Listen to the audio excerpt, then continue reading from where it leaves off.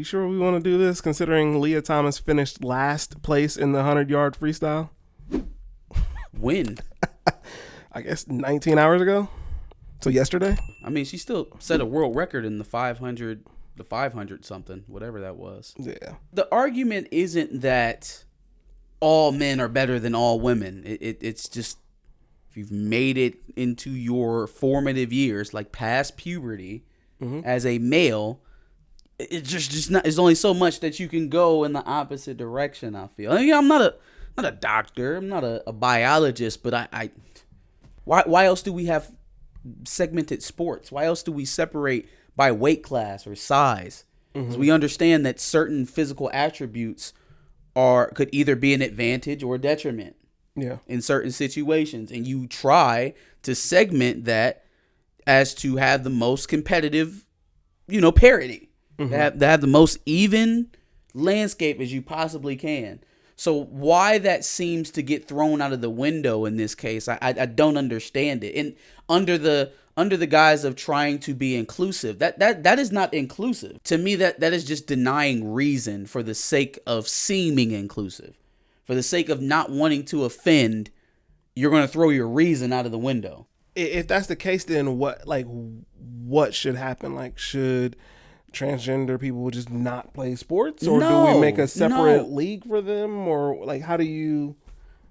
I mean, man, I don't have the answers. I don't know. I know it's going to start with a honest conversation though, and we're not even having that right now. Yeah. Oh no, for sure. Right? Like I don't think any reasonable person is saying that any of this should end in trans people being denied a right to be able to play in sports. That's not where this is going. It's not about erasing trans people in sports. But there has to be a bit of reason that we apply to this situation. Right? We don't allow men's basketball players to play with women's basketball players in professional competition for good reason.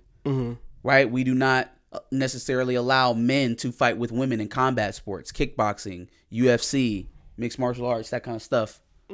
Boxing. You do not allow, even within boxing, you would never allow a featherweight to fight a heavyweight. You would never allow a light heavyweight to fight a lightweight unless they meet the weight requirements for that weight class. Wrestling, martial arts, it's all along the same idea of having a baseline of competitiveness, and it's mostly been structured around physicality or physical structure. Literally, a lightweight and a heavyweight. It's not about the gender part of it is the co-ed sports, not co-ed sports, the Title IX sports for women. That was the part that defined gender specifically. Yeah. But if we all understand that there is a reason for separating different body types in competition, why is this such a hard concept to even speak about? Why is it seen as a phobia to want to level competition? If you don't see it that way, would you rather they not do away with men and women's sports and just make it totally co-ed? Because if that's not what you're advocating for, and that's not where you would want to go, and you believe that to be unreasonable, which I do, but if you feel that way, then how could you simultaneously approve of this? And see, we've had this entire conversation right now. We've been talking for a few minutes, right? Yeah. Not once have we brought up this young woman's name. Yeah. Because we don't have to. There's no reason to attack her personally to have this conversation. There's no reason to attack her identity. There's no reason to attack her experience at all whatsoever. It doesn't have to be brought up in this context because that's not what it's about. Should someone who was a biological male not only make it out of puberty, but make it to Ivy League level competition as a male and compete? Whatever his ratings were, whatever, Leah's marks were as a male, they were what they were, but he did so it's not even arguable. We all recognize this at the highest possible level of competition in that sport. At least for collegiate athletes. Yeah. There's the Olympics and stuff like that, but he was competing at the highest level possible. If that's the case, and you end up being 444th or whatever he was, and then Lia arrives a year or no, it was more than a year, because I believe she went well beyond the amount of required months of hormone therapy that you have to go through. I think it's like 12 months or something like that. She went through 32. So she went through well beyond what she was supposed to do before she started competing. The problem is hormones cannot completely reverse your physiology. It's not going to unbroaden your shoulders. It's not going to unspread your chest. It's not going to shrink your hands. It's not going to shrink the bones in your fingers or feet. So at that point, you have a competitive advantage. Those are the advantages of a good swimmer. Long arms, broad chest, big shoulders, big hands, long spread feet.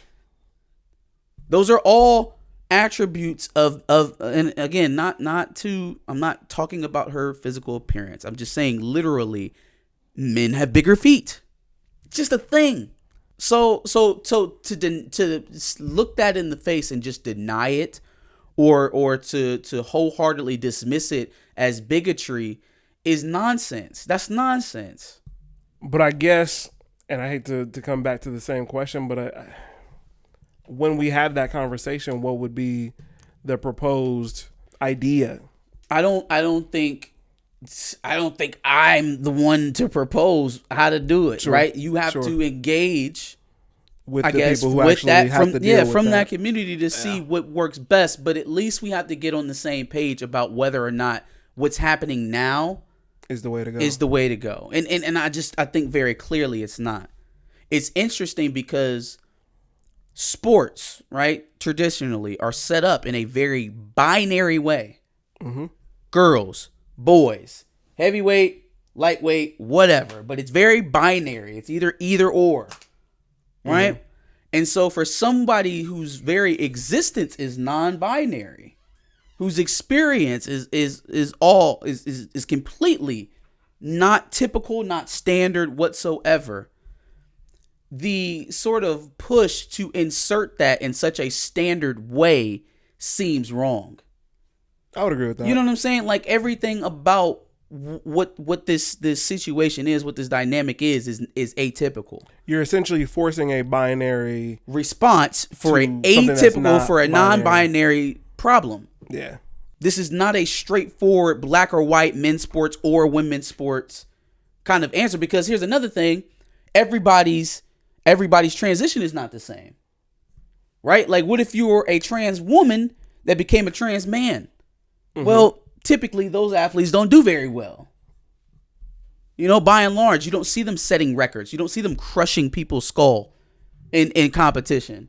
Yeah. More than likely, they are middle of the road, mediocre type athletes. Not to disrespect, but we haven't seen anyone setting world records coming from the other side. We haven't seen, harder for them. Yeah, newly trans men dominating competition, because that goes against the premise that's being said here, which is men typically are more physically inclined.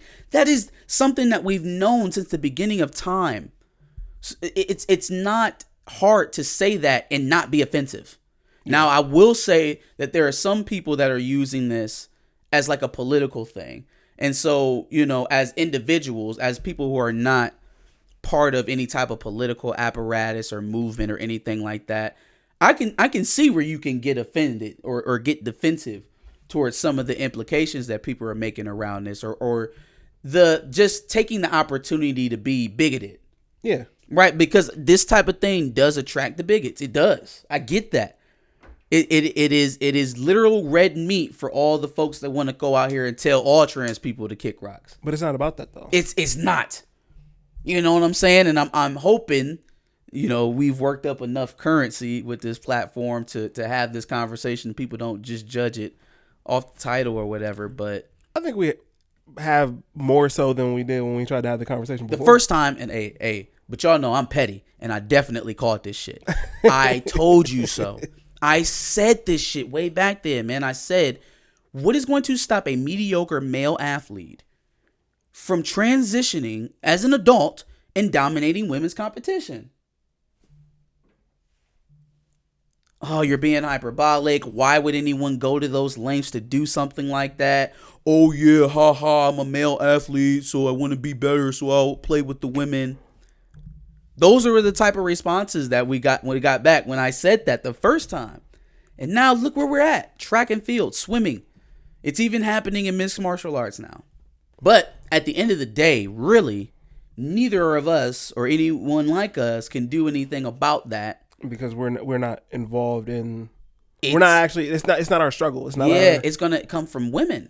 If there's even an issue there between binary women and trans women, but that sort of come to Jesus moment is not going to come from us because this was being discussed well before this was even a thing. Mm-hmm. So. Give us your thoughts. Heavy topic today. What did you think? Let us know in the comments below. And make sure you subscribe. We like to talk about just different conversations as it pertains to specifically things in sports and things of that nature. So make sure you subscribe and check out our other videos.